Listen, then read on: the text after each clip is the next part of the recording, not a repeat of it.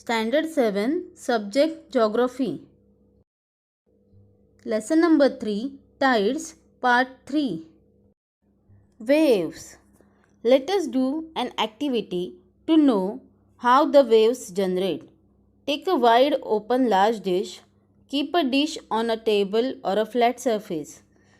Fill water in the dish up to the rim.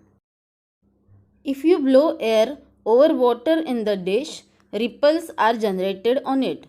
In the same way, because of the force of the wind, water appears to be moving.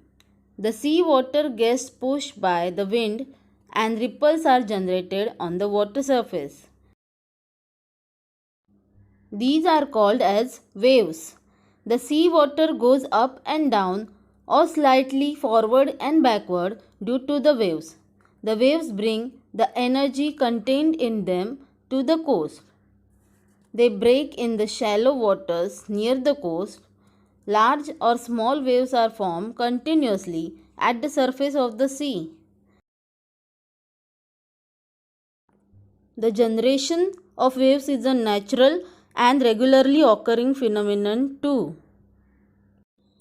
Structure of waves. The sea water gets pushed up and down because of the wind.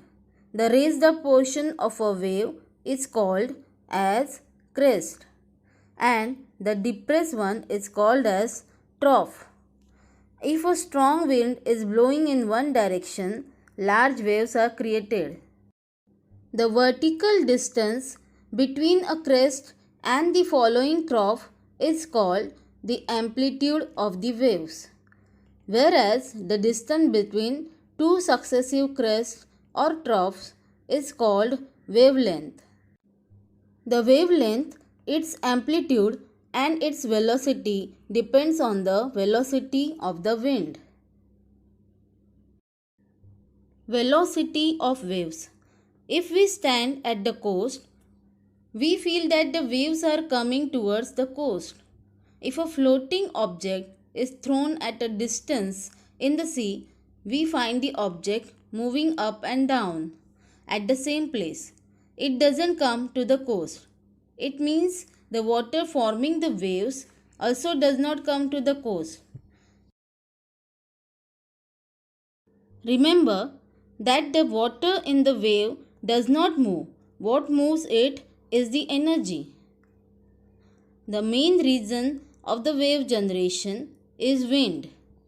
But at some times, due to the earthquake or volcanic eruptions occurring below the floor of the sea, winds get generated.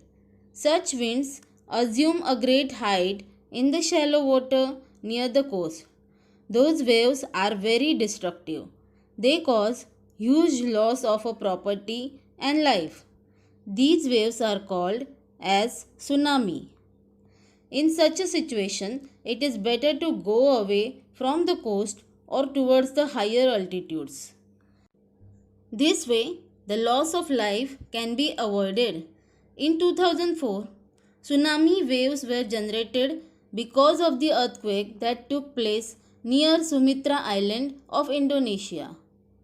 They devastated the east coast of India as well as of Sri Lanka.